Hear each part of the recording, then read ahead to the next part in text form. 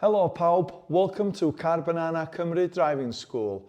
Today I'm going to share a story how my father himself, a driver instructor in Bala back in 1999, taught me to pass my driving test, and how understanding exactly how the examiner marks you on what used to be known as the DL25A can give you a real advantage as you prepare for your test. Passing your driving test isn't just about getting through.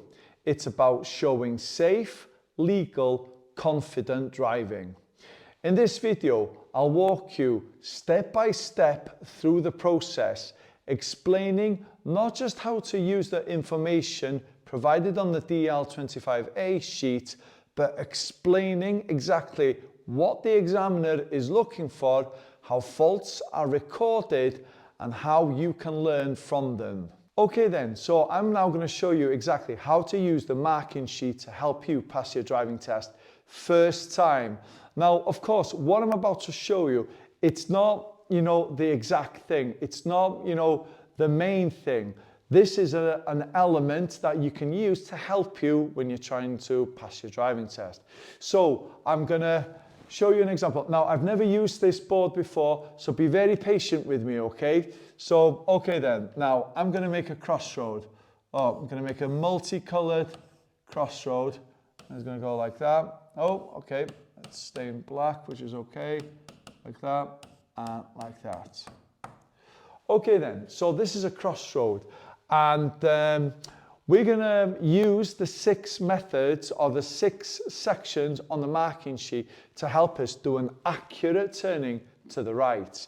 Now let's imagine now, Billy is on his driving test over here. The examiner now has just asked Billy to take the next turning on the right over here. So what's the first thing the examiner is going to want to see Billy do? The first thing the examiner is going to want to see Billy do is number 26. And this is to do with your awareness and planning. Now, what does the marking sheet actually tell us when it comes to awareness and planning? Now, we must always be aware of other road users at all times. You should always think and plan ahead so you can judge what other road users are going to do, predict how their actions will affect you, and react in good time. Take particular care to consider the actions of more vulnerable groups of road users, such as pedestrians, cyclists and motorcyclists, and horse riders. Anticipate the road and traffic conditions and react in good time. So, did anybody notice what I just said then? We need to try and identify where could there be a potential hazard on the crossroad. Where could there be one? Well, we could have a vehicle coming this way, vehicle coming this way, vehicle coming down. Or if you're living in a town or a village or a city, you might have Uncle John who wants to cross the road. So anywhere, wherever there's any likelihood of any activities being able to take place, what you need to do as a safe, competent driver is to try and anticipate what they're going to do, how is it going to affect you, and therefore react in good time. That's what it's telling you. You need to do that. Okay then, we've identified the potential hazard. Next step. Now the next step is going to consist of 2 elements, number 14 and number 15. Number 14 stands for mirrors. Number 15 stands for signal. But what does the examiner want to see you do at this point when it comes to using your mirrors? Well, we need to use all the mirrors fitted in our vehicle safely and effectively. We must always check carefully. And I think this is the most important word out of the sentence. Before we signal, changing direction or changing speed. So what that tells us is, if you're driving along and the examiner asks you to turn to the right and you just signal and not check your mirrors first, you'll get a minor for it. Same thing when you're changing your speed. If you're driving and you're thinking, oh, I need to slow down here, and you just go foot brake instead of going mirror foot brake, you'll get a minor. Same thing with the accelerator. Changing your direction. If there's a lorry parked in front of you and you just pull out and go back in, instead of going mirror, mirror, pull out, mirror, mirror, go back in, you'll get a minor for it. The truth of the matter is very similar to what my father said to me in 1999 when I was learning how to drive. There is no such thing as over checking the mirrors. The more you check your mirrors, the more you complement your driving. When you're complementing your driving, you give yourself assurances, but not only that, the examiner who's going to be watching you driving is going to be feeling assured. Now, not only you're aware of what's going on ahead of you, but what's going on behind you. It's all about having a bigger picture of what's going on around you. You've got to be safe, and you cannot be safe if you neglect what's going on behind you. Okay then, signal. Why do we signal? Well, we need to signal to let people know what we're about to do. But what does it actually tell you on the marking sheet that the examiner wants you to do? Well, marking sheet tells us we need to signal clearly to let others know what we intend to do. You should use only the signals shown on the highway code. If it would help other road users, including pedestrians, always signal in good time and ensure that the signal has been cancelled after you've completed the manoeuvre. Do not beckon pedestrians to cross the road. Now, what that tells us is, in this example, we're on an A road. So the A road is a main road. If we signal too early, people think we might be pulling up on the right side of the road. If we signal too late, they might not see it and they'll go up behind you. So make sure you signal in good time so that everybody knows what you're about to do. Okay then, next step. Now, next step is going to be number 23.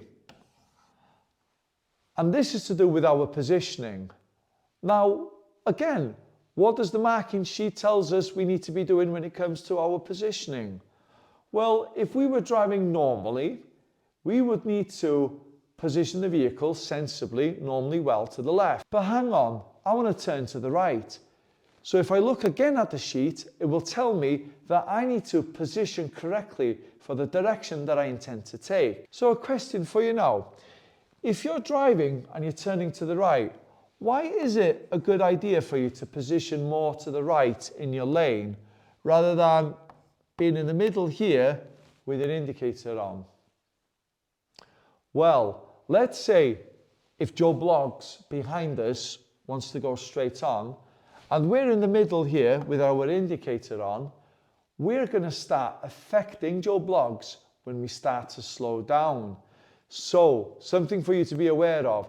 If at any point during your driving test the examiner sees you affecting the progress of another vehicle by causing them to slow down, swerve, or even stop, they'll fail you for it. So, by being more to your right, we're giving them the opportunity to be able to overtake us on the left.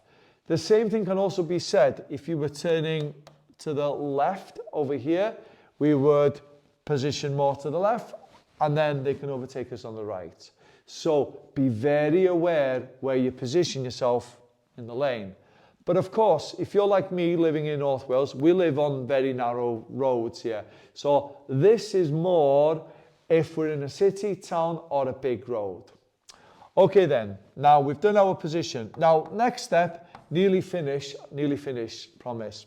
So when we're about 6 cars lengths away from the junction, our speed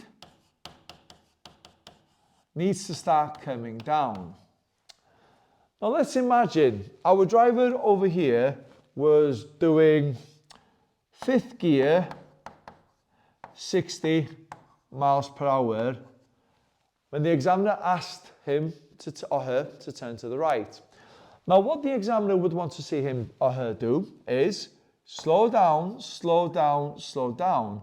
And then when you get to about 6 cars lengths away from the junction, your speed would have gone down to 20 miles per hour. You would still be in 5th gear, but once you've hit 20 miles per hour in 5th gear, our gear will then change into 2nd.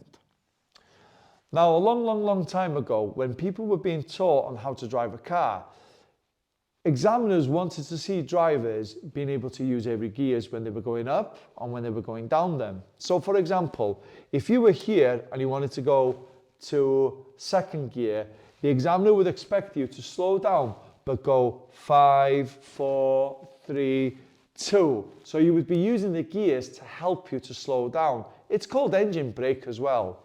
That's not the case anymore now. Because we're living in a world where we're very concerned about the environment and all that, we need to be able to drive the car in a manner where we're not going to be polluting the planet. And the way we do that is we do what's called block changes,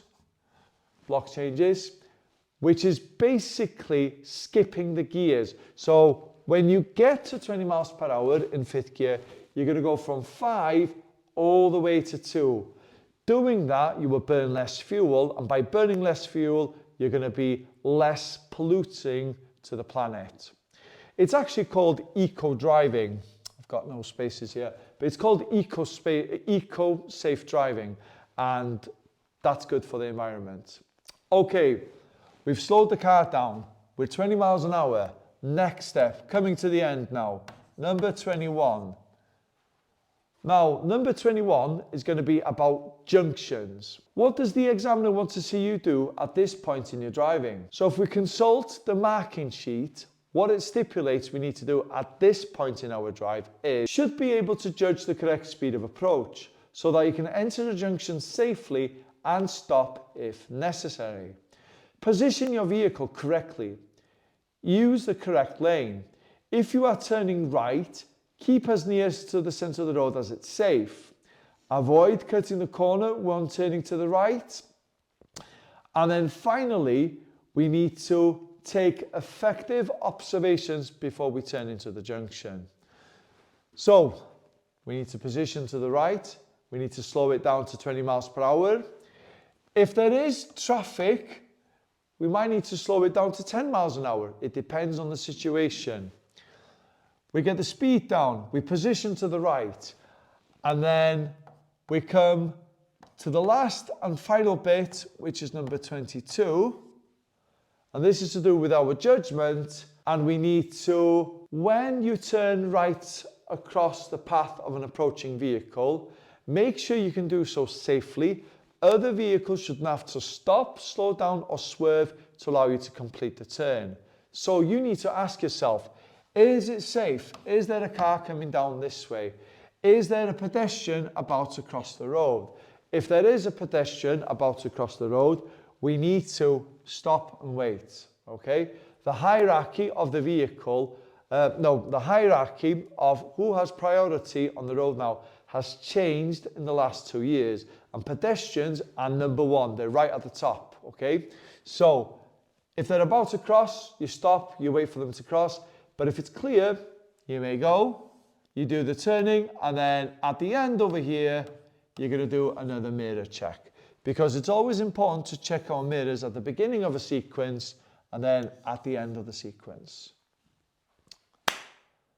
And that's how we use the marking, the information on the marking sheet to help us understand exactly how to do an accurate turning. Now, of course, I've just use this now to do a turning to the right, but you can use the same principle when you're turning to the left, approaching a T-junction, a roundabout, a dual carriageway, a motorway, pretty much anything. So consider this, whenever you are driving or whenever you're practicing with your driver instructor, use the 6 elements to help you understand exactly what you need to do. Now, of course, I'm not saying that the other information from the marking sheet is not important. It is just as important, but we need to have good, strong foundations. And in my opinion, the 6 foundations are the ones I've just explained to you here. I hope this information has been very useful for you. I do apologize for the mess on the board and all that. Go to my description. I have a PDF copy of the actual information that you can use, make a photocopy of, and use to help you to understand what the examiner is looking for. I hope you have a very pleasant day. Please subscribe, like, and share this to a friend who's struggling to pass their driving test. Go bananas.